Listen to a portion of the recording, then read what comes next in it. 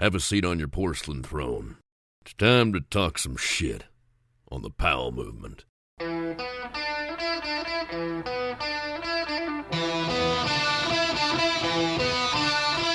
Welcome to the Powell movement. I'm your host, Mike Powell, and while I'm recording this before my trip, you should be listening to this podcast right as I get back from the most important event in skiing, the Payne McShlonky, aka the PMS, aka the event that brings a ton of incredible people to Palisades, Tahoe to celebrate our amazing dead friend, Shane McConkey, as well as raise money for the McConkey Eco Challenge. The weekend features the short skis downhill that used to have an inappropriate name, at a mountain that used to have an inappropriate name, and a costume contest where the winner usually does something inappropriate. As you should be aware, this weekend is all about being inappropriate in a family-friendly way, and everyone channels their inner McConkey, and it's arguably the funnest day on the mountain. For those who want to know the origin of this event, Josh Lubeck, the dude who sends me the incredible Nema vitamins that I take, well, he sent me over an email from the late, great Shane McConkey that I think is worth a read. Here's the email written by Shane in 2002. Hey Lubeck, I told you in Vegas, but in case you don't remember, I'm putting on the Payne McShlonky Open April 27th through 28th at Squaw, inspired of course by the Johnny Mosley Invitational. Josh, this was originally your idea. I remember we laughed about the concept of the Josh Lubeck Invitational.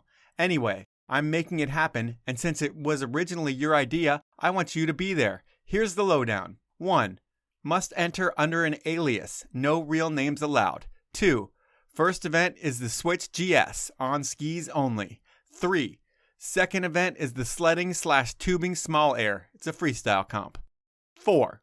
Third is the pond skimming. Use whatever tool you want. 5. Final event is the Chinese footy cross. Chinese downhill on snowblades. And remember, Shane wrote this when it was okay to say Chinese downhill on snowblades. 6. Extra bonus points will be added to your overall score based on your outfit during the comp. Hope you can make it, dude. It will be totally beep. Shane. So that is a look inside the mind of McConkey when he was prepping for the Payne McShlonky, aka the PMS, aka the Shane McConkey Open, aka the Shane McConkey Invitational. I don't even know what the name of it is anymore. But thanks for sharing, Josh. Also, thank you to Mike Rosen for setting me up with demo skis while I'm at Palisades. And finally, thanks to Sherry and crew for everything that they do. It's important and it is an amazing weekend, and everybody should attend if they can in the future. I should have a podcast out next week featuring a ton of new Shane stories, so hopefully I get after it while I'm at Palisades and I deliver on that. But that's next week.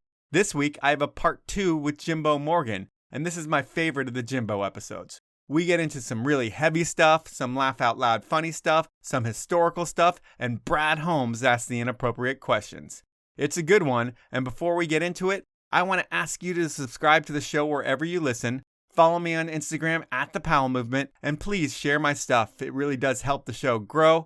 Finally, I want to thank my sponsors and ask you to support them. They are Alpine Vans, the 10 Barrel Brewery, Elan Skis, Peter Glenn Ski and Sports, and Stanley. Now, it's time for part 2 with Jimbo Morgan. I wanted to start this podcast out with a little talk about the Ski and Snowboard Hall of Fame. You were nominated to go in this year and you didn't get in. Do you know how close the margin was for you not getting into the hall? I don't really have a clue. I don't know if I should be concerned about it. I obviously have a lot of mixed emotions since there wasn't a snowboarder nominated this last year, which I just don't get. Yeah, it's totally crazy, and I feel like you should have gotten in between the Olympics and you being sponsored for 3 different disciplines, plus all the different desk jobs you've had in the industry. You've had a huge impact. Was it a huge letdown for you when you found out you weren't getting in? Was it a big punch to the gut?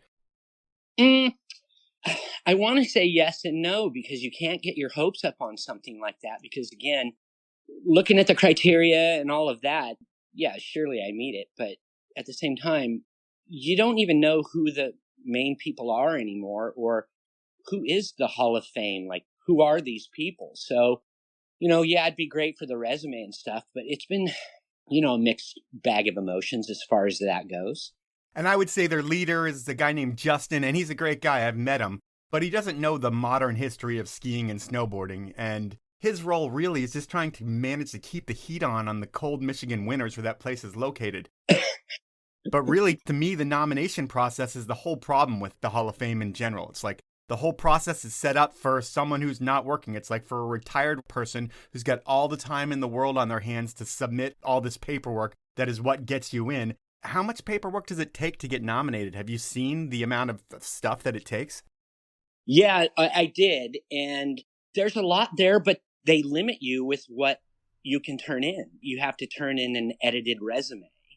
And as far as the curator being way up in Michigan, I think it's great that someone probably donated that land. And that's where the U.S. Ski and Snowboard Hall of Fame has been able to, I guess, establish business, quote unquote, or a visitor center. But it is completely in the wrong place. When you get down to the brass tacks, there's just a lot of things that are wrong with what's going on. And I don't know if it's really my place, but to think about the history of both skiing and snowboarding, we need where the populace is going to come see it to help bring more growth and awareness. And being way up in Ishpeming, Michigan, that's never going to happen. It's never going to happen. They get 1,000 people a year from what Justin had told me. And that is a shame because you could get 1,000 people a day if it were in Vail. You could get 1,000 people a day if it were in Palisades or Mammoth or Park City or Sun Valley or Aspen. These places are the skiing epicenter, right? I mean, they're where everyone vacations. Colorado is the number one resort state in our industry. Why would we not want to be able to share more of our great history in both snowboarding and skiing with everyone? It's something that I think they really need to discuss because I'm more than sure all of those towns that I mentioned before would be more than happy to host the Hall of Fame.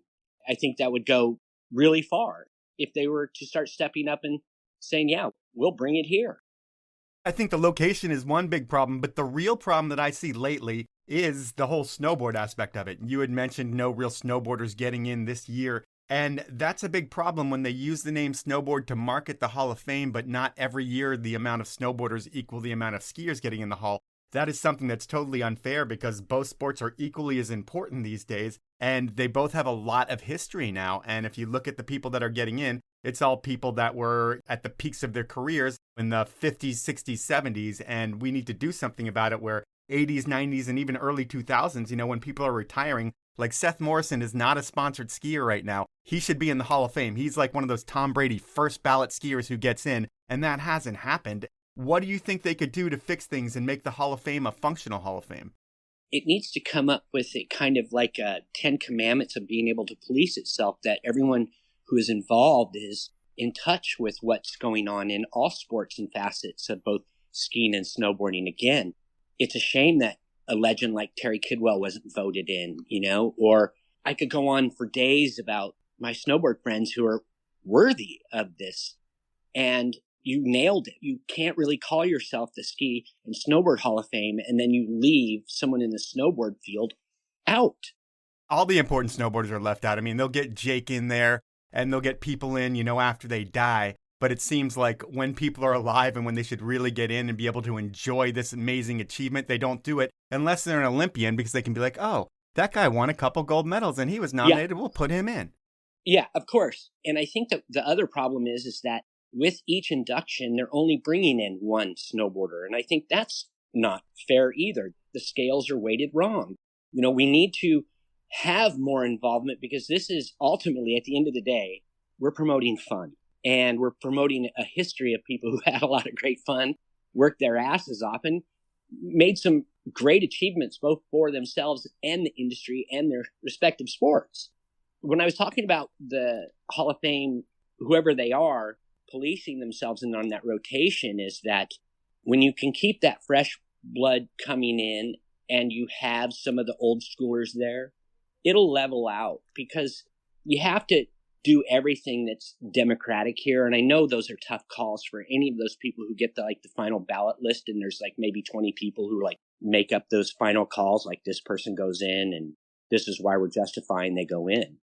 But I think it needs to be revamped in some way or another because you really can't have this happen again. What you're essentially doing is you're telling the snowboard industry, go start your own Hall of Fame and not give, for lack of a better term, two shits about this. We essentially insulted you. And for me, I've always kind of played that double agent, skiing and snowboarding. And so it sucks that I have to sit by and witness this and go, wow, there are how many skiers going in and not one snowboarder?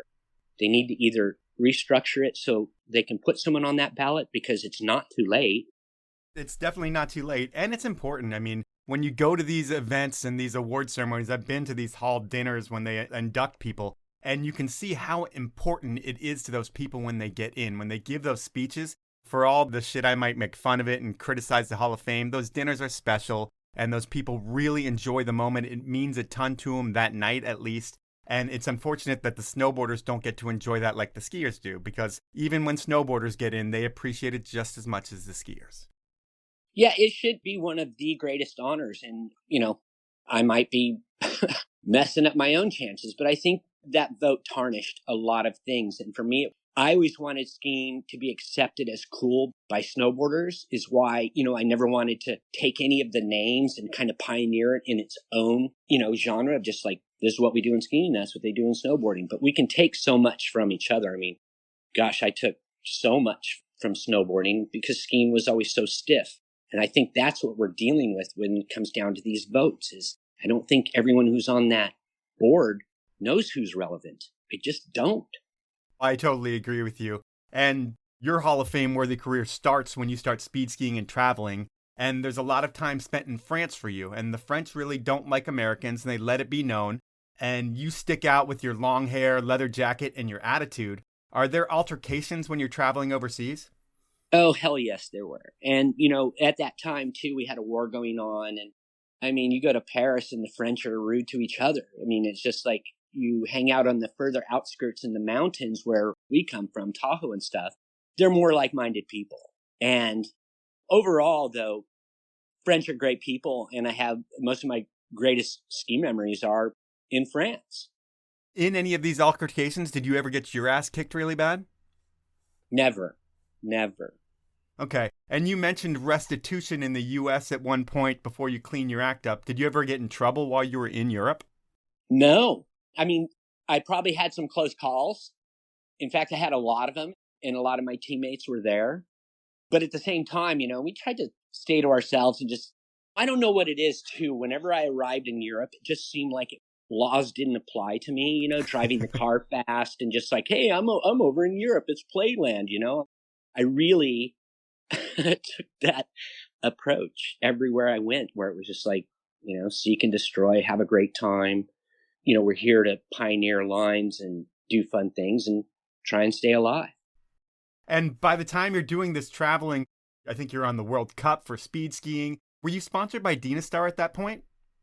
Yeah, I was actually a factory guy, and I was kind of living in Solange, which is where they are. It's like the valley before Chamonix.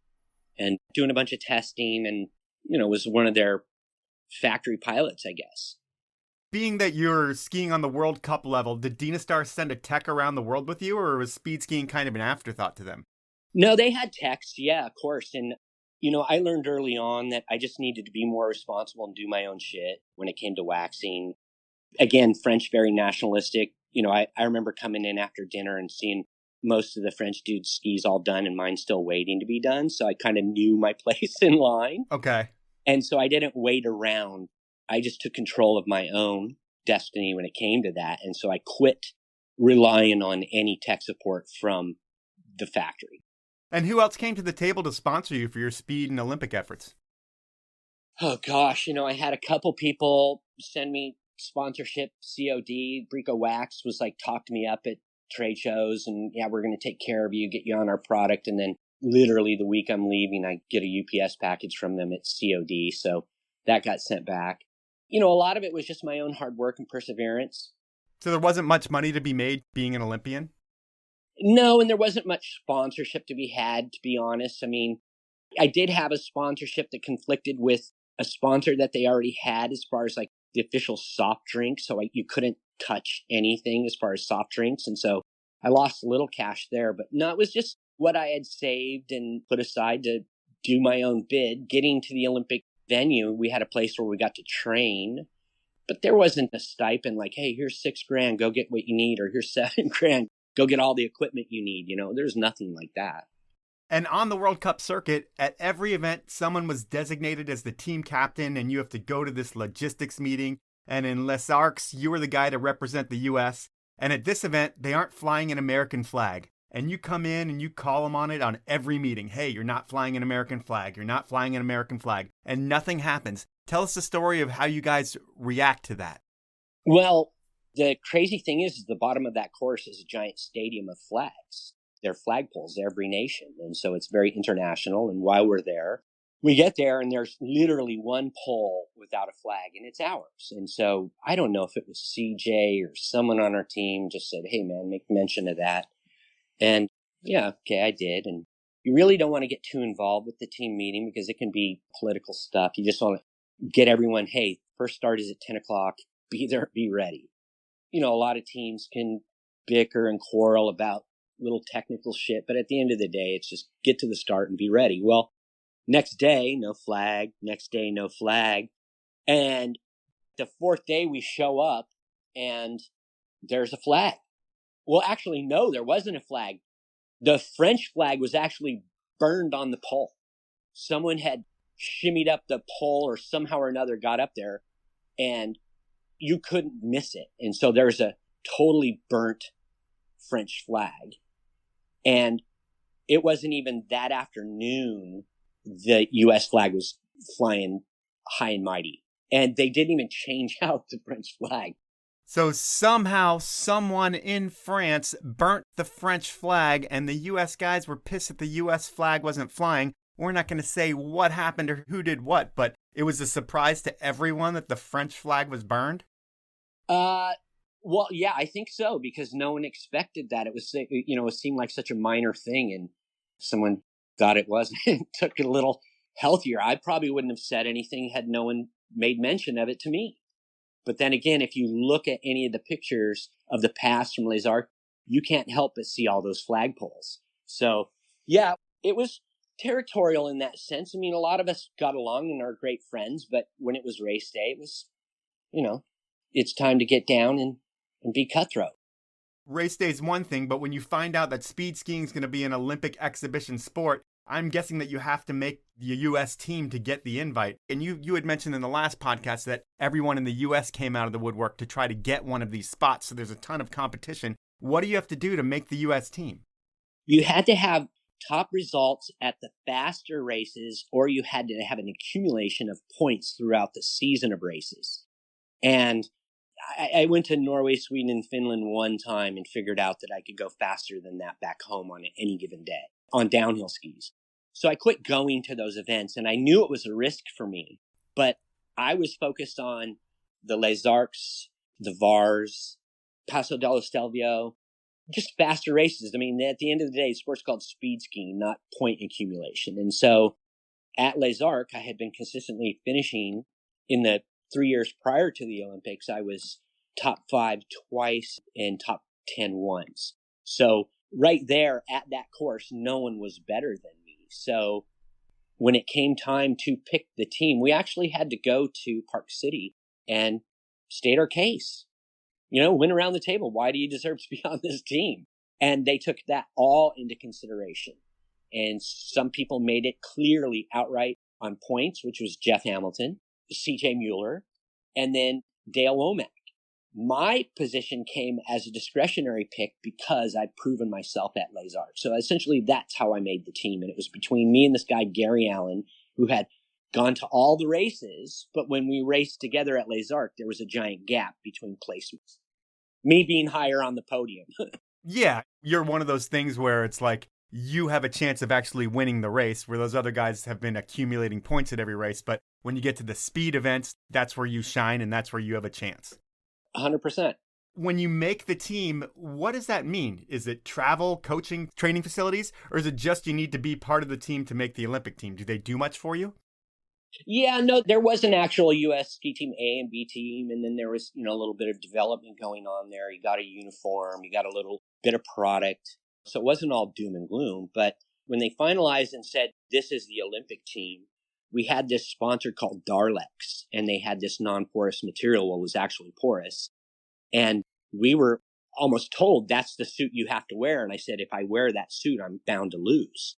This suit isn't proven. And you can go to watch on the Olympics. CJ actually wore it. And he had himself completely taped up because the suit wasn't that great. I went to my friend George Pesset and had him make my Olympic suit.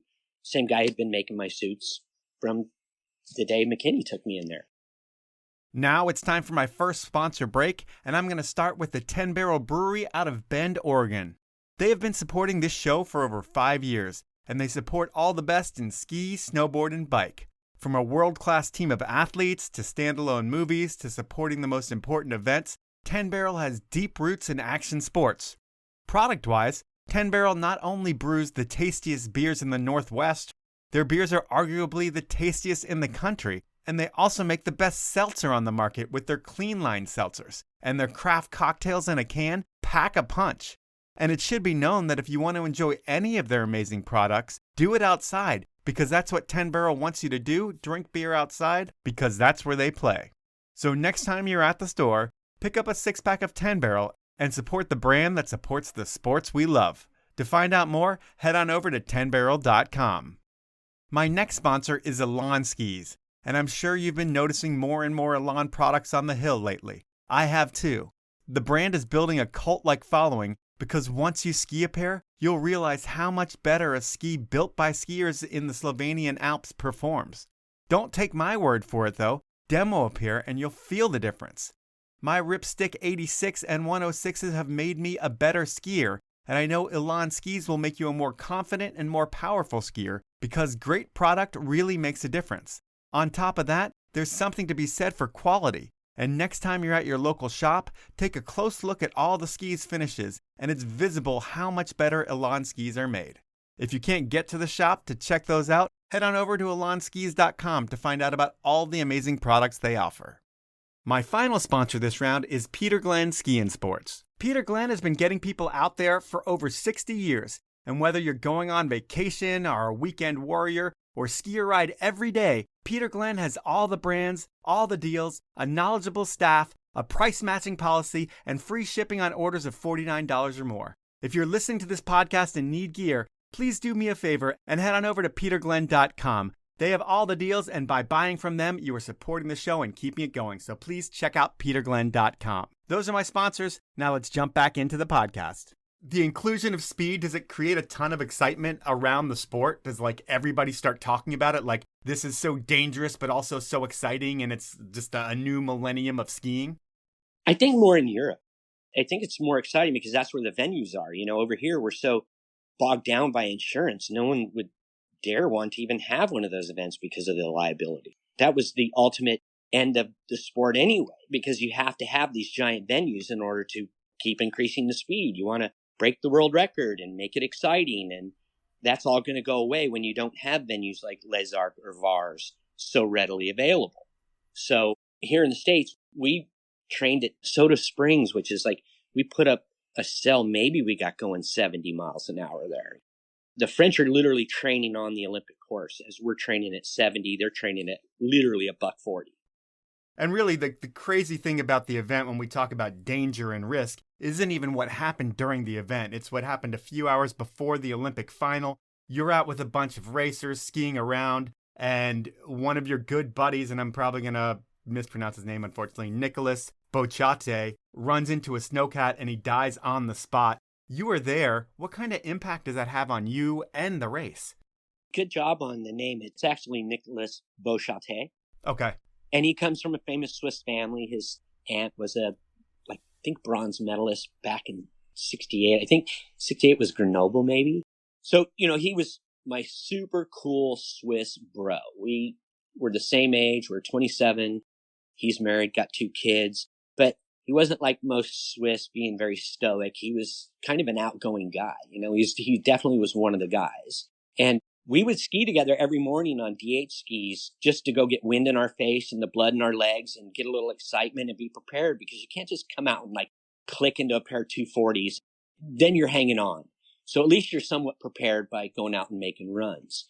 So long story short is, the day before finals, we both make it in the finals. He looks over at me and goes, bro, I can't believe we made this. You know, like we're going to be racing for a gold medal. And then very cleverly, in a very, smart ass way, he's like, hey dude, I'll bet you 100 Swiss francs I smoke you tomorrow. And so we shake hands and he's like, I'll see you in the morning. And we go our separate ways. And every morning at 7:30, they would come knock on the door. The other friend of ours, Yves Giron, and they would come knock on mine and Jeff's door, Jeff Hamilton. And so we would go downstairs, meet him, like do a little warm up. And then we would drift down to this surface lift and we would go take 3 or 4 runs. And we've been doing this every day. Imagine you're at your home resort and you got a big knoll that if you hit it fast enough, the ground drops away from you. Yep. And then eventually you come up to that transition. Well, we found a big one right at the elbow of this surface lift. And so every morning we would all get down to the bottom of the surface lift together. And every single day it was the same thing would happen. Jeff and I would just fumble with our boots and take a little time. They would skate off and we would watch them. And then a minute later, we would drop in behind them. Well, now we're offset on the Poma and it's the day of finals and we're making our first run and make a second run. We're offset. They're buzzing us on the surface lift while we're being pulled up the hill. And then we would do the same to them as they came by. We're on about, I'd say, the third run of the morning. And we're probably, in our clothes, probably going 70, 75, just hauling the mail down to this knoll and then just launching it. And it had a nice little bump on it. So it would send you up before, you'd go over it. And it was really fun. So we're halfway up the surface lift and they're coming down. And Nico comes literally within 5 feet of me and gives out a little Swiss yodel, like, hee-hoo! And we're all feeling good. And we see him getting ready to line up to hit the knoll. We're watching him. And he just raises his right leg and just kind of pops, at the same time. Yep. And he sucks his legs up and he's just pressing, looking clean as anything. And right before he goes out of sight, he loses composure and we see what we thought. He flinched. Like we saw him like, wow, what was that? And so I literally turned around to Jeff on the surface lift and I go, what was that? And he's like, I don't know. So we got to the top, we're buckling our boots and I'm like, LASTRUN, let's take it in after this. It's like, no problem. So we fall in line. And as soon as we start to head down towards this knoll, I thought I saw someone and then they were gone. And so I didn't think anything of it. And I'm like, no, what would someone be out in the middle of the run for? We're getting close to the knoll and I'm lining it up. And right when I'm lining it up, this guy appears from nowhere waving his arms. And so I veer to my right and I still hit part of this bump. And for some reason, I literally gave it everything I had. And I suck it up and I'm just starting to clear the knoll and I see it. And I see the yellow lights and I see the orange cab and I'm seeing a snow cab. And I just hold my composure and I'm just veering off to the right. So much so, pal, I could have reached out with my hand and touched the yellow lights that are on the top of the snow cab. As I'm taking air, I'm also noticing I see Nico in between the cab and the blade. And it was like everything went into slow motion while I was in the air. And then I'm looking out forward and I see one of his skis and I'm coming down and I land on his pole. And I land and I'm just going so fast and I can see Jeff out further to my right. And we stop. I'm looking around, Pierre's gone, and now I'm hearing this guy screaming up the hill to cat trapper. And so I'm like, Jeff, go get help. You don't need to see this. And so I start sidestepping up back to Nico and I'm yelling out his name. Nico, talk to me. And it's taken forever. So I clicked out and I'm towing up the hill now. Now I'm using my poles. You know how you run your ski boots uphill and I'm towing it up to him. I'm like 20 yards away and I could see that, oh my, this is not good. This is heavy. And I get to him, I just toss my poles, and I just start bawling. I'm just like, I'm looking at him, and he was smashed pretty good. And so I sat there with him, and, never really talked about this. It's like, I listened to my friend give his last breath. And so I could hear like patrol, like the sirens in the background. And I just sat there, and I was just all I could say was, "Oh, Nico," like, "Bro, I'm so sorry." And it was too much, right? And then the patrol came, and this guy is like, "Hey, bro, we're going to do the best we can." And I already knew, he was dead. Yeah. And so I got to my skis and stuff, and I'm going down to the surface lift. And as I get down there, there's this group of like 30 school kids, maybe 10 years old, right? And I'm not waiting in the line, and I'm bawling, and I'm on these big ass skis, and I just cut the line. And I just remember that so distinctly that, Jeff was going to get help wherever he was. And now I'm making my way back to my room. Well, as I'm getting back there, I see this huge group of people waiting to receive me. It's my coaches, it's my teammates. And I just didn't want to talk. I went to my room, and Jeff's literally up in my room, and he's bawling and crumpled, and he's already like, "Dude, I can't race." And we're distraught. We didn't know how in shock we were at the time, but it was so heavy, pal, that I never remembered making my first run. And I saw it on film after Nate Holland and those guys were over at the Olympics, and they were just like tootling for inspiration. Nate sends me a thing like, "Look what I found." And I had no conscious recollection of making that run. So I was in shock. And prior to that, Jeff and I had pulled out of the race. What do you do? I mean, it's just, you had someone just die in my arms. And their coach came over with Pierre's, and he was like, "Jimbo, you guys were best bros. He would not want to be responsible for you not racing today. You have to go race in his honor." And so I bucked up and did what I could. I had an incredible coach, Tommy Simons, who's former world record holder, former U.S. downhill national champion, was my rock. I mean, he just never left my side. And the whole time he's like, "Dude, anytime you want to pull out, I'm here for you. This is all about you, and I want you to be 100% for making this run." No one had ever been off the top of Les Arcs before, right? So I'm going up the chair. I have a little freak out. And then when I got off the chair, I was good for about 5 minutes, and about 20 minutes before my run, I'm reliving it again. I kept seeing that flinch. Yeah.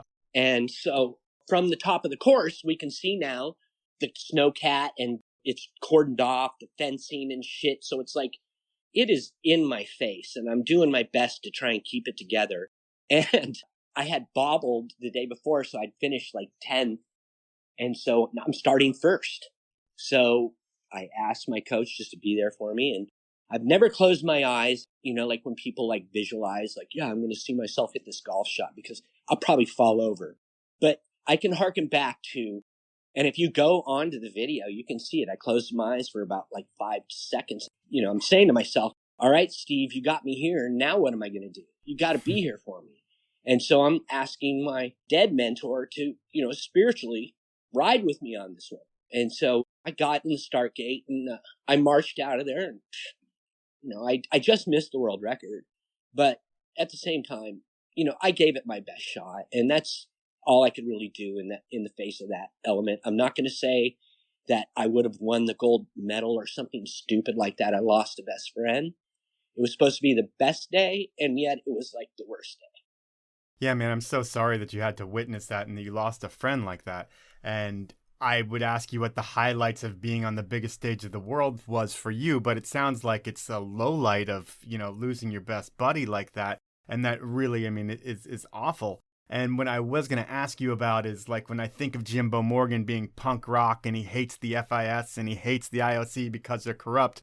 And then I was going to ask, what's crazy to me is that you have the Olympic rings tattooed on your back. And that happened after the games. And I couldn't see why you did that after those groups really aren't the best representatives of sport. But is there a part of it that you do for Nicholas as well? 100%. I was very punk rock. I was very anti-ski team. I was very anti-FIS. And I was very anti the old school. I think it's always held up the progression. That's, again, can harken back to the Hall of Fame. I think there needs to be more young blood in there so it keeps it relevant, right?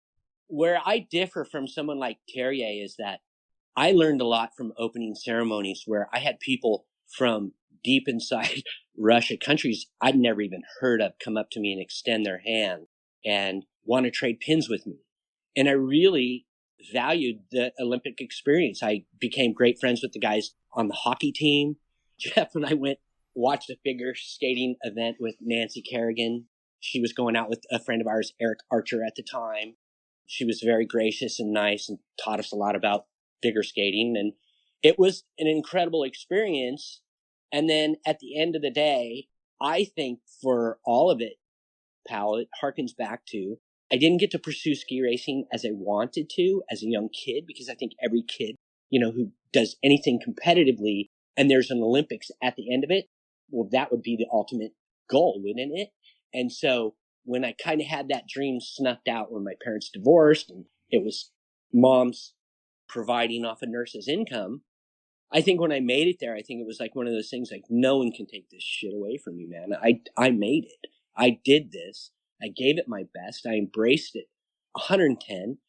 And I look back that maybe it was just like the most awesome experience, though, to be able to be given all those clothes, given the Olympic ring, the watches. I'll always have that.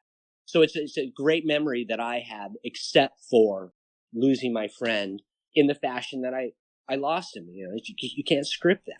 No, not at all. And to kind of change the subject into something a little bit more happy or a little bit different, I think it's after the Olympics, or it's right in this pocket, is when you're in Les Arcs skiing with Plake and Stumpy for Groove Requiem.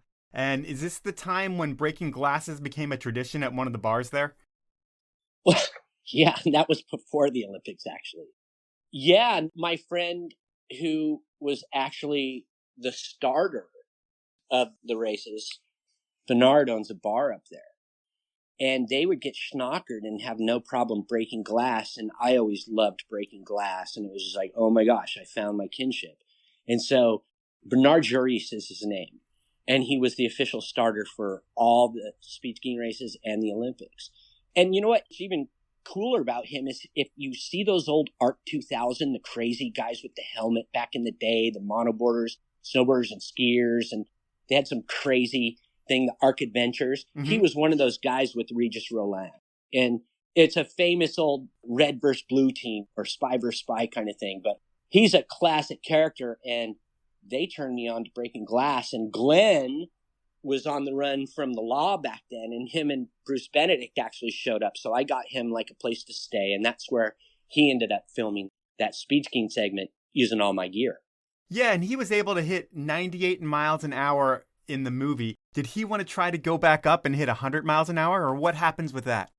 Well, the same guy I was just talking about, I cold called and literally showed up with Glenn in tow, dressed and ready with the camera, and was trying to, like, hey, this is Greg Stump, Blizzard of Oz guys, we're filming, and they weren't having it. And the thing about the speed skiing races, the day before, they kind of figure out where the 100-mile-an-hour start is. And it really weeds out the people who shouldn't be there, right? So what he did was he made Glenn slide down like 300 meters. He's like, yeah, I'll let him run, but he's got to go start way down there. So Glenn actually probably hit maybe 70, 75, approaching 80 from where he started, because if we're starting from the 100-meter start and we're fully waxed and ready and he's got a camera in his hand and he's on a pair of my trainers, he's only going to go about 80 miles an hour. So, and there's a silver tape for it, like the mathematical equation of what you entered the speed skiing trap and exited. That's why they have official forerunners, because they don't want people just out there claiming any speed. So that's what I have to say on that. Okay, so he did not hit 98 miles an hour. There was some movie magic. No, because you know what the thing is they're not going to come and tell you what your speed is unless you're an official forerunner. You have to actually go in the start shack. When you're a racer, your time is posted. And in terms of how fast you went, I mean, where we said Glenn was going 80 there, and that was probably really, really fast for him. Your speed record's at like 139. And Between the Olympics and hitting 139, is that when you decided to just call it for speed skiing? Like, I've done all I can here and the sport's really not going to go that much further because of risk and liability. How does the whole speed skiing thing end for you? Yeah, my gosh, you just wrapped it up there in a taco. I think that and losing Nicholas and just like the struggle and strife of paying my own way. And, you know, there's money to be had when you hit the podiums and stuff like that. But I was pursuing other stuff. I was heavily into mountaineering. I was big into the alpinism of just Italian, snowboarding, skiing, just living the hippie lifestyle and traveling and having the opportunity to go out with gnarly people in Europe. It's time for my second round of sponsors, and I'm going to start out with the Seattle brand that has been around since 1913. I'm talking about Stanley, and they invented the category of keeping things hot and cold. Sure, there are a ton of overpriced copycats out there, but no one delivers the quality and, most importantly, the ability to keep things hotter or colder for longer than Stanley. I use the water bottles and pint glasses on a daily basis, and on weekends, their food storage solutions are perfect for all the foods you bring to eat at your local ski area. And while I know this won't last forever, the best deal you're going to find on any Stanley products anywhere comes through my podcast. I'm going to save you 30% off everything Stanley. All you need to do is go to stanley1913.com, go shopping, and when you check out, enter the one-word code DRINKFAST to get that deal. If you spend $75, I'll throw in a limited edition Powell Movement beanie. My final sponsor is Alpine Vans, and guess what? There are no more Alpine Vans for you to buy. While it's a bummer that the best sprinter vans on the planet are no longer available, don't worry, Alpine has huge plans, and next fall, it will be easier than ever to own the adventure mobile of your dreams. While I can't share the details with you yet, I can direct you to the Alpine Vans site, where you can check out Cody Townsend's video, which will show you the functional attention to detail that is put into every inch of an Alpine build. So head on over to alpinevans.com to see what I'm talking about. Those are my sponsors. Now let's jump back into the podcast. You have a whole bunch of other stuff going on too. I mean, outside of being a skier and a snowboarder and all the different things you're doing, you're also a band manager. The band's known as Fungus. It's like Holmes and Palmer. And when you're the manager, what goes into that? Are you planning tours, driving the bus? What are your duties? No, that was just that time where we were inseparable. We always partied together. Manager just seemed like a cool label. I was already helping out anyway. Yeah, it was just like being arrogant and talking shit like Fungus was the greatest band ever and they were the fucking worst, and that was what made him so great. And just, they had Dan Posniak, who was the guitarist from 7 Seconds. So that made them legit. That was Walk Together, Rock Together, right? Yeah, exactly. So they were just fun. We just had fun with that. We got to travel around, play gigs, always headline. That was the thing. We wouldn't even play a show if we weren't the headliner. And so, yeah, it was just fun to be around Brad and Palm. When you were with, I mean, not even when you were with Fungus, I mean, in your life and times, it seems like you've gotten to know a lot of different punk bands over the years, like you're friends with the Pennywise dudes. I'm sure there's a ton of other bands. Did that all happen with Fungus? No, not at all. That happened more through Joel and sessions. Joel and I met, actually. Well, I met Joel at Mile High, but it wasn't like super bro-bra. And then he seen me around Squaw, and then I had come down to the Pepper Mill because Social Distortion was playing, and I didn't even have a ticket. And I was lurking outside, and before I knew it, like Jerry Dugan from FLF's like, Jimbo, I'll get you in. And then Joel's like, hey, dude, I'll take you backstage. So I always loved that access, you know. And then eventually I became really good friends with Dennis Donnell, the guitarist from Social Distortion, John Stanier from Helmet, James Hetfield from Metallica, on and on. And would snowboard and ski with these guys, you know? I mean, Scott Travis from Judas Priest, Jim Martin, Faith No More, all cool dudes, you know? And whenever they came to town, I would go see them. And actually, I met Fletcher in Alaska because I was helping out ABA, guiding. And they were up there for Mark Sullivan and Nick Parada's King of the Hill. Sub Pop had sponsored that, so they sent bands up. And I remember correctly, Blink-182, when they were teenagers, before the drummer they have now. So Joel was super connected, and I guess anybody that was tight with Joel got to meet all these people, which is pretty rad. I mean, he did so much. Yeah, he had a record label. You know, he had Sessions Records. So it was like he would do these 7 inches with people, and yeah, it was killer access. That's pretty rad. And then another thing that you were doing outside of ski and snowboard is you were a pioneer in the world of bungee jumping. And it was Vertigo Bungee, I think, that you helped create, right? Yeah, I was part of that, and I drug Holmes into it and a bunch of our other friends. And it was just this adrenaline-seeking group, and we would do customers in the afternoon to kind of pay our own way. But it was more about taking care of our own thrill-seeking, endorphin-chasing fun. I mean, how does it all start out? Was it pretty much a group of you that had seen it somewhere else, and then you go to a bridge, in Calaveras County and just set it up and hopefully we'll live? Yeah, that is exactly what happened. It was a 110-foot bridge. And is it all under the radar? You have a lookout and you're doing your best not to get in trouble? Yeah, we're looking at topo maps and we're trying to find bridges and we're assessing them out. And there's a big one in Auburn that's, almost 700 feet tall, and it's the Forest Hill Bridge. And there's the New River Gorge in West Virginia that's 800. And so these are all goals. We want to go to these bridges and jump them. So we really started getting into the math and the safety and redundancy. And we had a really badass crew. And then I was hooked up with MTV. So eventually we got a feature on MTV. Oh, it's so rad. And I think your most impressive jump was a 360-footer into a 2-foot creek where you dipped your head. The margin for error is 24 inches. And when you look back, was any of the shit you guys did calculated, or was it all you're all lucky to be alive? No, we were calculating because sometimes we would do a test jump and then we'd say, oh, I was 3 feet off of the water. And you'd say, give me a 4-foot leader line. But you had to, your call was your life. And, you had to make that call. And so it was that actual jump there too. We had the cops chase us. We had to rappel down the side of the bridge and went through Manzanita. And I was out of there. I mean, our whole thing was we get caught, we'll meet back at the hotel. And right before I'm getting ready to jump, we've got MTV there. It's this bridge in Idaho. Guys on the megaphone telling me not to jump. And if I jump, I'm going to get arrested. And I'm just you guys got me? They're like, yeah. And I had just called out a 20-foot leader line. If that tells you how bad I wanted to hit the water, I was 20 feet off on that first jump. And so I made the right call. I dipped, got pulled up. I'm I'm out of here. I'm going to go over to the other side, this big cement pillar. I rappelled down it. And I was out of there. And then I hear my buddy over the cop's loudspeaker, Jimbo, it's cool. The cops are cool. And I was literally a half-mile down canyon, and I just popped up, and you could see everyone laugh. It was great adventures. And when does McConkey enter that picture? Were you tight with him too? Yeah, I helped Shane early on get sponsored, and he was dynamic skier. Him and Kreitler were hanging around, and they were starting to do those extreme events. And we took just about everyone in Tahoe bungee jumping one time or another.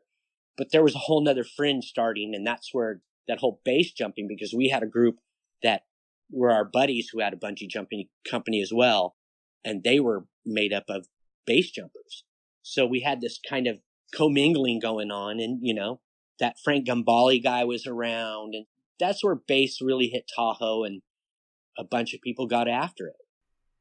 So you've got that going on in the summertime, and during the winter, you've been a skier, a telly guy, and a snowboarder. And I think you learned telly from a neighbor when you were really young, but you've always skied and snowboarded. And there's a point where K2's Brent Turner gets you involved with snowboard testing. And how did that whole thing work out?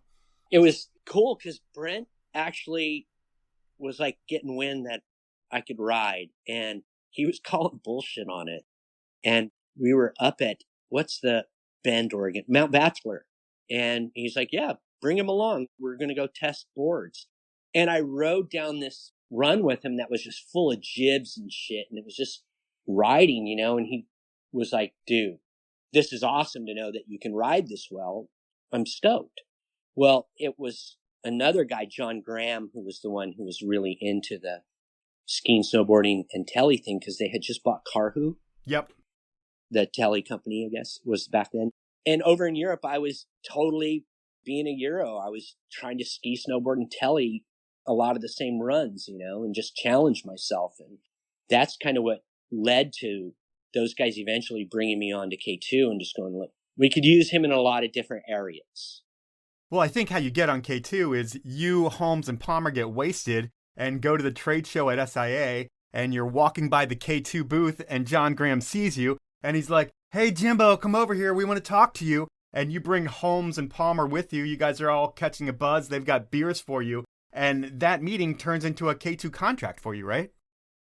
Yeah, it was crazy. I remember Roy Tuscany. I was just getting to know Roy too, and I love that kid. And props to high fives. I have to call you on this, though, because Roy would have been like 14 at this point. No, Roy was around.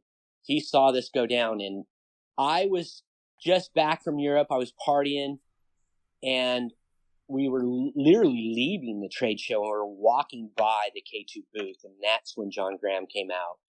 And we didn't know what to make of it at first. And he was like, yeah, we just had this meeting about trying to find someone. And, we've been hearing a lot about what you're doing, and you want to talk to us. And I was like, of course, like I thought I was kind of like maybe, I really didn't have much sponsorship back then, to tell you the truth. It was still gamey, right? And it was really neat to have them make the offer they did. And before I knew it, I'd signed a 3-year deal with the 4th-year option. And it created a lot of havoc amongst the team, the existing teams, as the ski team or the snowboard team. But yeah, I thought it was really neat that I had that opportunity. And I don't know of anyone else who's ever done anything like that. No, you were like the first 3-discipline athlete in snow. And when you get signed on to something like that, you need to create something where you can get exposure for all 3 sports, I'd think.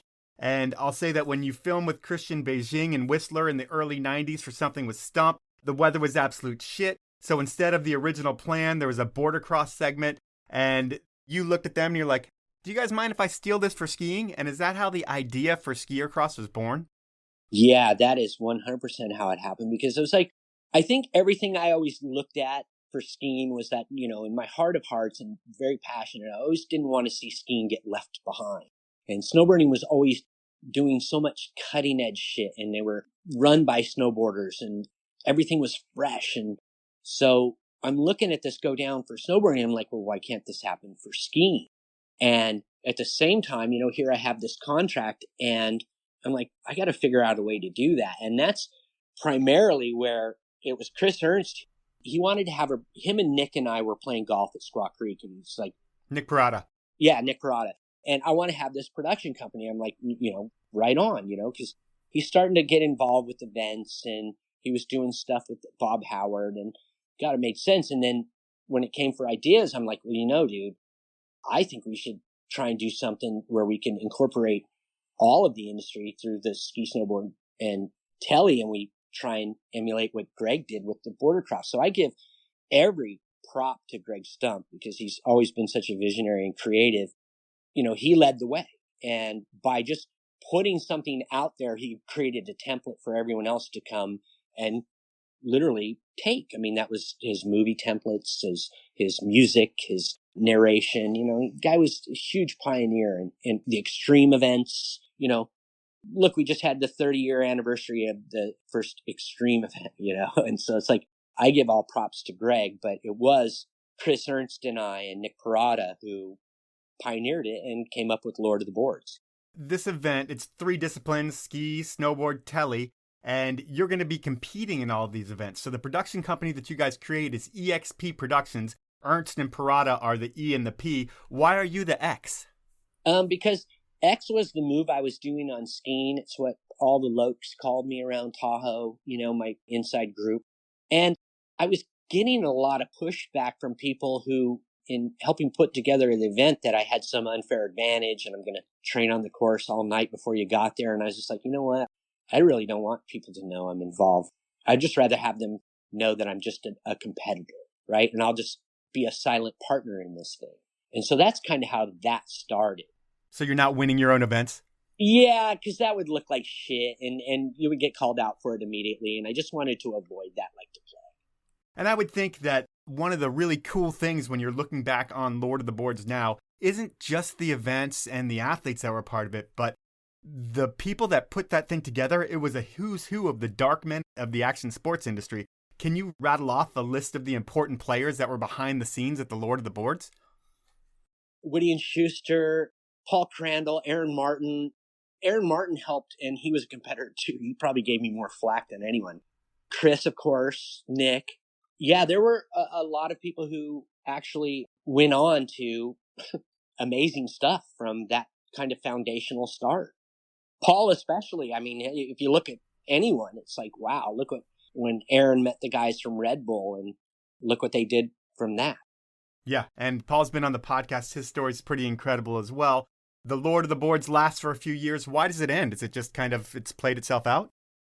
Yeah, and plus, I think logistically, putting an event on like that, it takes a lot, and it's a thankless job, and you have to keep it fresh, right? I mean, that's the biggest thing. And if you don't have people who do all events, which, you know, Telly was the tough one. If you did it more on a dual purpose where you're like, just did skiing and snowboarding, it probably would have kept going. Telly killed it. I think it just ran its course and weather and everything. And I kind of bailed out on it early just because, man, I got injured in those things and the concept was good, but I also had a job to get exposure and I can't get exposure if I'm all jacked up from competing in my own event.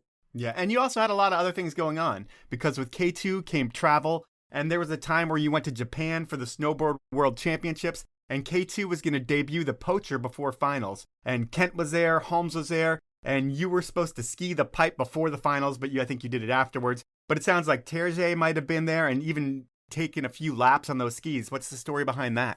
Yeah, Ingmar Backman, Daniel Frank, we're debuting the Poacher, right? And we've never even seen the thing. This is the first modern twin tip. Yeah, the first like production, like factory production twin tip, and it was made in the El Dorado press, in the snowboard press, and we had no say so in it other than we were presented the skis and like, okay, now go perform. And so there was no real like run up to that. Like we got to check these things out and see how they performed. They were real noodles. Yeah. And so I think after like the first morning, Tanaka was like, hey, you know, we're going to have a special exhibition after they make the cut for the final when it'd probably be most stinky. We're going to have you guys do this presentation. And I put my foot down and just said, no, we're not going to do it because we're not going to make skiing look stupid. We've got zero time on these skis. What we'll do is we haven't even been in the pipe yet, right? And they have this beautiful World Cup pipe for snowboarding, but we haven't even touched it. And so I said, what we'll do is we'll run it post and we'll just session it. And so we did. And I just didn't want to be disruptive to the cut between the semifinal and final. I didn't want to make skiing look bad because we hadn't even been on these skis yet. And yeah, at the end of the day, Terje asked if he could ride those skis. And I think it was Kreitler who actually gave up his boots and skis. And instantly he's like, let's go. So we're going to the lift, and he was attacked and mobbed. And just to let you know his sense of humor, he goes, Jimbo, my first day on skis and I'm already signing autographs. And it was just so rad that, you know, he had that sense of humor about him. And so, yeah, we went up and made a bunch of runs, and dude's throwing threes, and he's, you know, again, a natural athlete, good dude, good friend. And, yeah, it was fun, but that ski had a lot of things that needed to still be worked out. From that trip, there's also a Daniel Frank story that has to do with fire extinguishers. What happened with that one? Yeah, you might have just outlawed me from ever going back to Japan. We're at a resort. I don't know if I should name the resort. Don't do it. Yeah, so in this resort, there's many, many shops and restaurants, and we're walking through them because there's supposedly a hostel where people go down and party, and there's a beer machine, and you can get beers all night, and we're hanging with the lokes. Well, we're walking through one of these restaurants, and someone in the crew went and grabbed a fire extinguisher and pointed it at me. And I was like, you better not. And sure enough, they did. And by the end of the night, there were, I think, 10 different extinguishers throughout this resort that went off. And it was something that took a lot of denying the next day that we were even involved. But it'll put context to that trip from back in the day, and people will go, oh, aha. All right.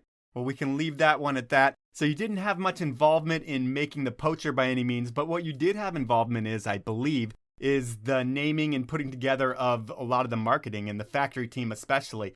Was that the athletes putting that together? Was that Jeff Matura? How did the factory team come together? Oh, so the factory team first came together with Andy Lunn and Tim Petrick and, God, I'm forgetting who's the guy who ran Whistler? Stu Rempel? Stu Rempel. Thank you. I'm sorry, Stu, for forgetting you because you've always been such a rad friend of mine. And there were a couple guys from the race room, and Jason Moore and I were basically in contact with K2 about they were doing this new project and, what are our thoughts? And then eventually they brought Jason, myself, and Kent Kreitler to Oregon, and we had a big sit down.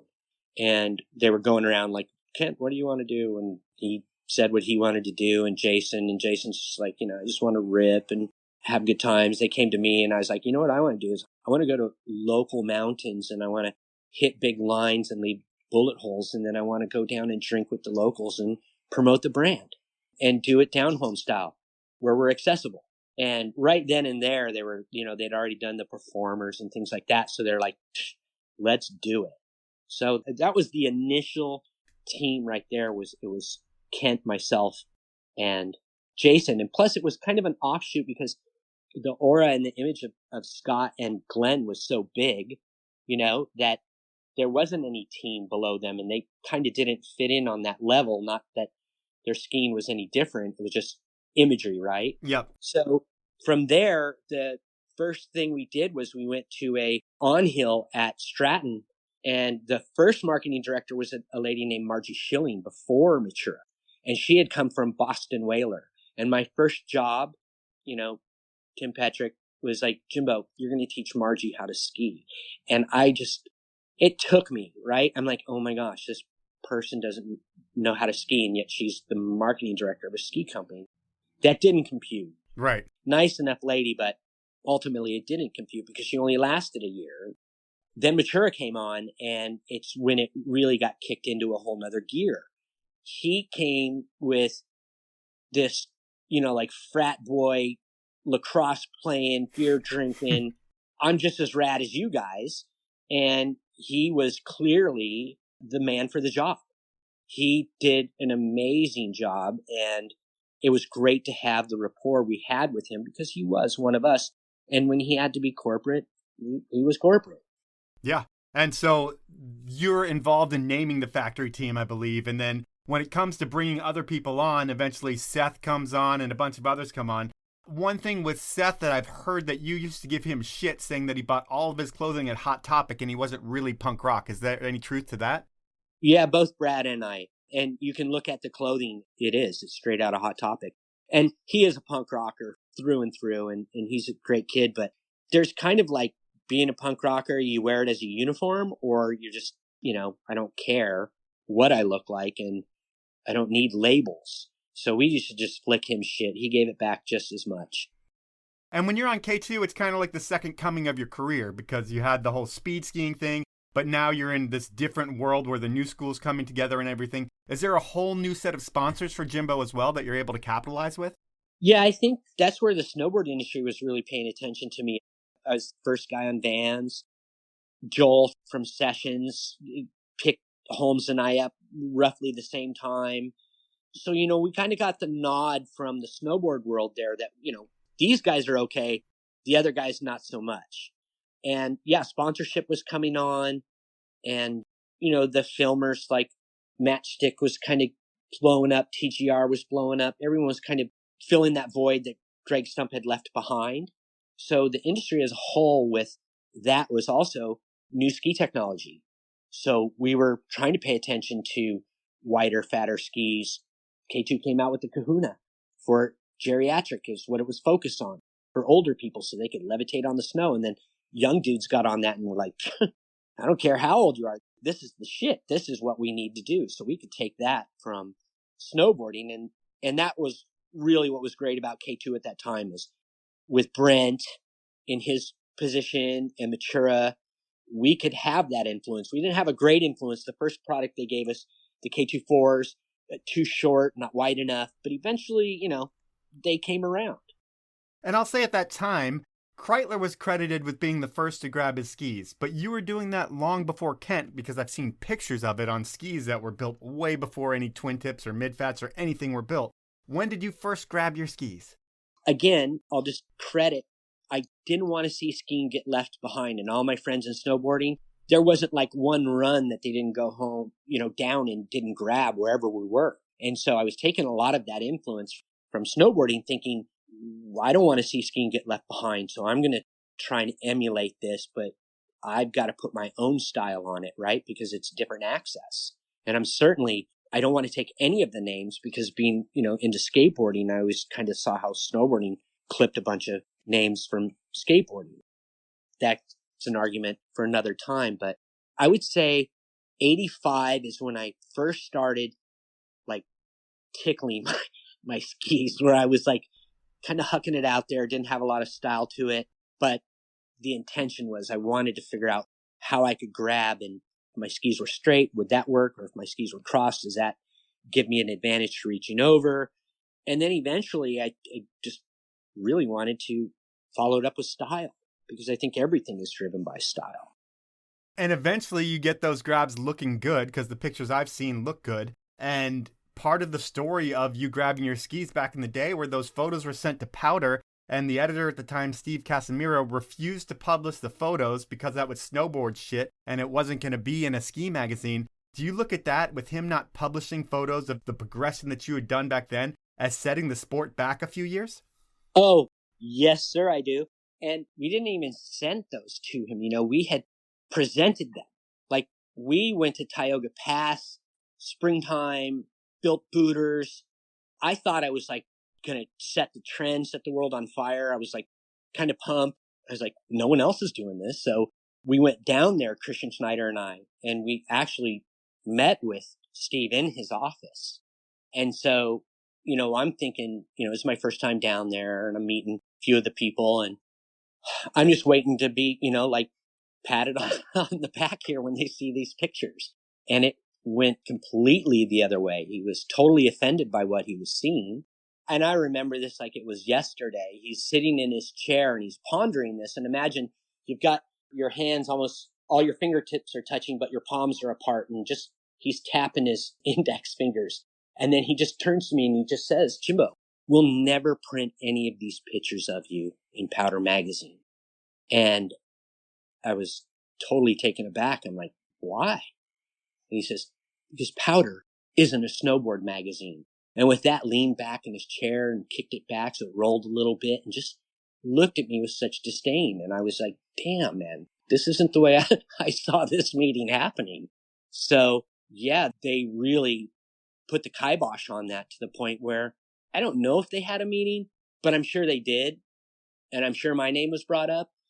And from that point on, anything I had to do with Powder came with, I don't know, how do I say? It's like, it was a trickle down. So it was like, Steve, who told me he wasn't going to print my pictures of me grabbing, but then I do get pictures published. I'm with the North Face Extreme team at the Ruby Mountains, and I get a picture published, and the caption says, "The Pretentious Jimbo Morgan" by Rob Story.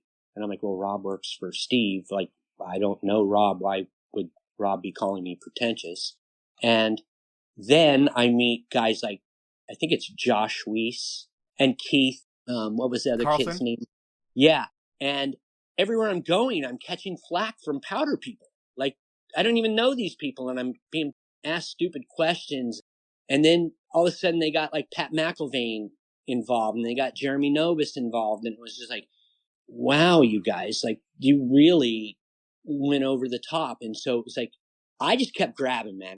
I just ignored it as best I could. If I was at some trade show or something and they were there and they wanted to talk shit, I just let them. I didn't really care, because I knew in my heart of hearts that this was the direction skiing needed to go, and we needed to pay attention to what was happening in snowboarding if we were going to have any sort of future. Everything that was happening in skiing was kind of being dictated by the East Coast, and it was just so stiff and uptight, and that wasn't us. I didn't want that to represent my style of skiing, I guess. And so if I had to rebel and be that guy, so be it. But, those pictures speak for themselves. And I would never say I'm the first, but I would say, I definitely got an early entry into being one of those dudes. So it's like, if anyone has pictures before that, great, share them with us.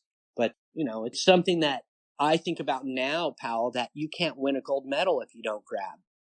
Yeah, and it seems like it took until Derek Taylor took that role of editor for a picture of someone grabbing their skis to be put in Powder magazine. So the whole time Steve was there, although the magazine was great in my opinion from the stuff that I saw, but given I wasn't on the inside like you were, it wasn't as great as it could be because it didn't show the progression that was actually going on, because when you're not open to everything that's going on, then you're not going to be showing the world that if you're in charge of the magazine.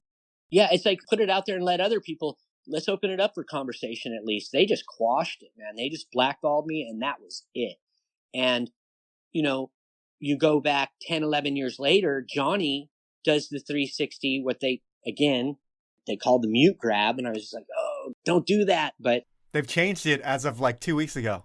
To the Eau Claire grab, yep. I heard. And so, you know, I mean, good for JP and good to at least putting another name on it other than taking that from someone else. But yeah, I mean, you know, Johnny wins the Olympics with that same move. And, you know, it's like now the sport is going to blow up. So it takes time. I'm stoked that he did what he did when he did it. I'm stoked the Canadians made that progression that they did. And look at where skiing is now. You go to skier cross, Olympic medals, you know, and I had a hand in that. You look at the pipe and the park and, you know, kids doing grabs. You are not winning any medal if you don't grab. And that's just the plain reality of it. So did those guys hold up the revolution? Yeah, but only for a little bit, right? Eventually the right things happen and things come to fruition for a reason. And Jimbo, we could go on and talk about your broadcasting experience. You're working for brands like Skull Candy and Electric and then starting your old brand, but we don't have enough time. You want to do a third one? No, well, maybe we'll do an episode 3 at some point. I don't know if I can fit you in right away, but because it'd almost be a month of Jimbo. Well, I wanted to be the first at something, dude. Maybe you could say I was the first to have 3 segments in the Powell movement. Well, we still have more of your story to tell, so you will be the first one that gets 3 segments. It just might not be next week. But we do have another round of inappropriate questions this week. Shit. And this time I have someone that you'll actually be stoked on, given you were stoked on Dale Womack. But I say in the outro last time, I let the audience know that we re-recorded the inappropriate questions just because I wanted to be honest with them, and they know that. And they don't know who we recorded them with before, and that's fine. But this time, I have one of your partners in crime, an incredible skier, filmmaker, person, and a legend of Tahoe. I'm talking about Bad Rad Bumpin' Brad Holmes. And Brad's recorded 3 inappropriate questions for you. And are you ready for Brad's question number 1? Hell yeah. All right, here we go. Hey, y'all, this is Brad Holmes, and I'm doing some inappropriate questions for Jimbo Morgan. Jimbo, tell us about the famous Hail Mary Pepsi throw out of the back of the limousine in Canada. Brad and I and photographer Dave Norhad were sent up by Mike Jaquit from Freeze to do a trip in his limousine, and it had the American flag on it. And we went to the Canadian fast food donut place. Tim Hortons. Yeah. So we were going to go there. I think we ended up going to McDonald's, got a breakfast, and this guy was just honking his horn and yelling at us and just really being totally Canadian to us. And in the drive-thru? Yeah, in the drive-thru. And then we pull up as we got our stuff, and he comes up and just verbally lets us have it. And we hadn't said a word. And so we're driving out. He's taking a left turn that he's going to go up towards Whistler, and we're going back to the States. So we're going back towards Vancouver, and this is in Squamish. Okay, I know exactly what you're talking about. And so I just got this wild hair. The guy's in the turning lane, and we're like 3 lanes over. And I just threw my drink. It was like a Coke, and it went 4 lanes over and just hit the guy's back window. And I just waved at him goodbye. And it was just one of those miraculous shots. I'm sorry for littering, Canada, but your boy had it coming. And you guys were all just so psyched in the car, high-fiving, like, I can't believe you hit it. Oh, yeah. No, we just couldn't believe it squared it up like that. And it made the trip home so much more enjoyable. Nice. All right. We are going to go with question number 2. Jimbo, we used to poach bridges for breakfast with the Vertigo bungee crew. Highly illegal. Tell us about a few of those, and also the Golden Gate Bridge, which is one that I didn't get to do with you guys. So we talked about a bunch of different bridges, but we didn't talk about the Golden Gate Bridge. Tell us about that highly illegal one. Yeah, so we had to have a crackpot team of like advanced jumpers, if you will, like people who've jumped before and know how to work with like locking Jumars, ropes, Z system, you know, just basic climbing skills. And we had rented a hotel room over by the Palace of Fine Arts in San Francisco, and we put together, I think, 12 of us. And you couldn't be a part of this if you had anything reflective, anything white. You had to have black socks, black shoes, black shirt, black belt, black shirt, black hat, black beanie. You know, it was full. We dyed the bungee cords black. It's like your wardrobe, Jimbo. Every day it is. And so we are going to go over onto the Marin side, and there's a road that goes down to a parking lot, and we were just going to be dropped off, and then we were going to assault the bridge as ninjas. And so we did. We got out there. We threw, I think it's like a slack ladder or HA over. We threw a rope over one of the girders. We held it. Our buddy climbed up, secured the ladder. The next person climbs up with some of the gear. He passes the gear to the guy who's sitting there waiting. That guy who's waiting takes that gear, and now he's heading out onto the bridge, and you're climbing across 2 pieces of I-beam with a railroad tie across it, and it's maybe 12 inches across. So you're doing like the inchworm across this with your gear. You get over to the Marin Side Tower, and there's a catwalk. And so that's where we set up. And we're just this side of the lights, so you can't really see us. The lights are reflecting on the tower, but they're attached to this catwalk. And so we're just jumping on the other side of it. So we started jumping at midnight, and at about 12:45, Chris Ernst showed up late, and he's down at the bottom like, "Hey, you guys!" And we're like, "Oh my God!" We're like, "Shut up!" And so my buddy Robbie literally went back, picked him up, brought him back out, and we had 13 people jump that bridge that night. So we think we got on there at midnight, and we were off by 3 a.m. And so finding out later that if we had been caught, each person would have received a $10,000 fine. So there was a lot to risk, and I don't think we even thought, so much as the 10 grand is like the accomplishment of going, let's get this on our resume that, we busted out and did the Golden Gate. So that was a crowning achievement in some of the bigger bridges and adventures for bungee jumping that I'd ever been on. That is a big one, and we were going to go with his final inappropriate question.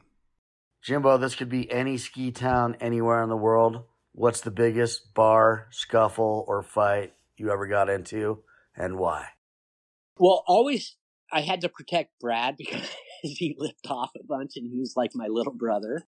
That happened a shit ton. But the craziest one actually happened recently with Mark Sullivan in Germany at ISPO. I think it was like 4 years ago now, where we were at a bar at a Trader Vic's of all things. My warehouse is in Emeryville, California.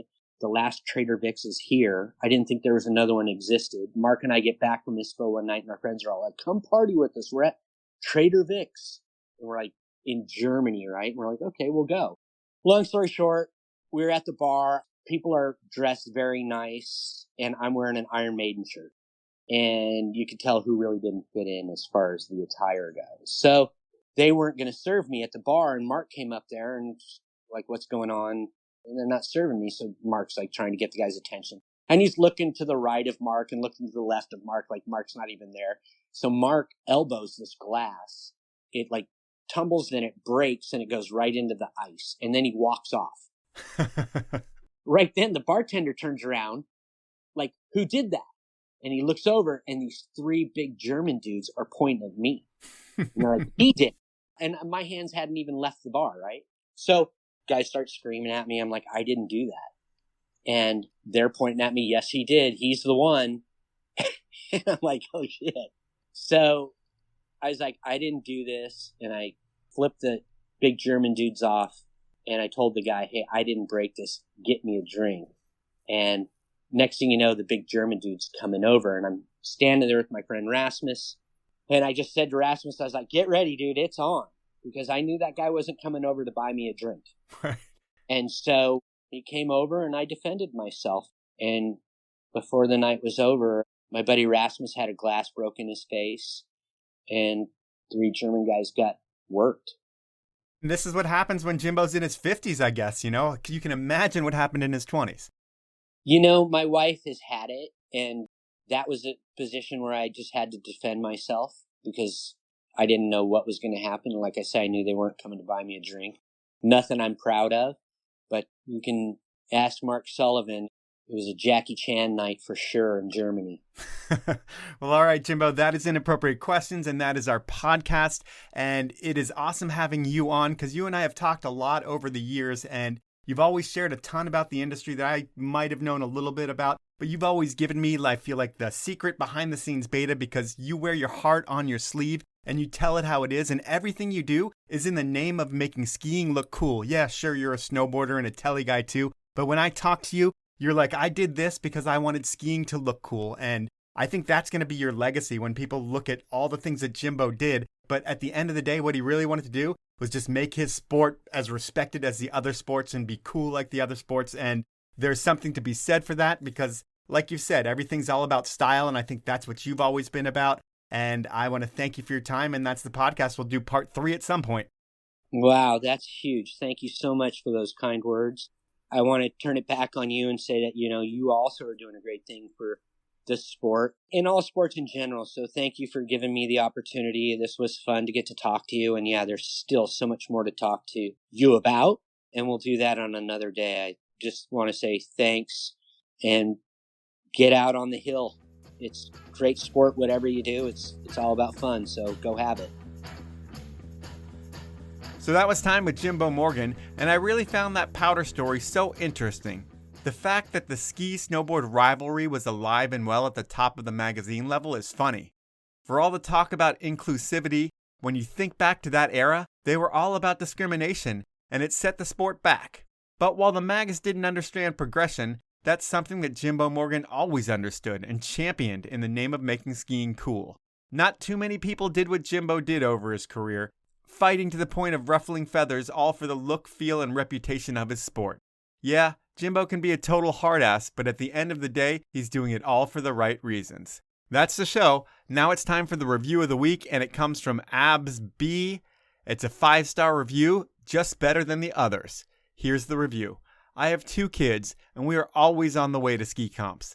Mike takes some of my heroes and helps introduce them to my kids in an interesting fashion that my girls will listen to. The podcast creates communication and laughter when they can't listen to the music I want to anymore. Keep it coming. Well, thank you for that review, and I will keep it coming. I'm glad your girls can be introduced to the personalities that you grew up looking up to. It's pretty cool to be able to share that with your kids. Maybe one day my kid will want to hear my podcast, but right now, he's really not into that. He hears his dad talk a little bit too much as it is anyway. But I'm glad you like the show. And I thank you for submitting that review. And since you did, if you email me at mike@thepowellmovement.com, I am going to send you a limited edition Powell Movement beanie. If anybody else wants a beanie, here's what you need to do. Hit the podcast icon on your iPhone, search for the Powell Movement, and even if you already subscribe to the podcast, you still need to search for the Powell Movement. When my logo pops up, you're going to click on that. Then you're going to scroll down to where the stars are. You're going to give me a 5-star rating if you think it's awesome. If you think it sucks, you're going to give me 1 star and give me a review after that. If I read your review on the show, email me at mike@thepowellmovement.com and you're going to send your address and I'm going to ship you a beanie. If you're outside of the U.S., I'm not going to ship you anything, but I will ship a friend of yours who lives in the U.S. a beanie because I want you to receive something for your review, but I'm not going to do the paperwork or spend the money to ship things out of the country. So your U.S. friend will have to reap the benefits of your review, so I thank you for putting that up there. I hope I read it on the show. I also want to thank everyone for listening and ask you to please support my amazing sponsors who make the show happen. They are Alpine Vans, 10 Barrel Brewery, Elan Skis, Peter Glenn Ski and Sports, and Stanley. Have a great week, everyone.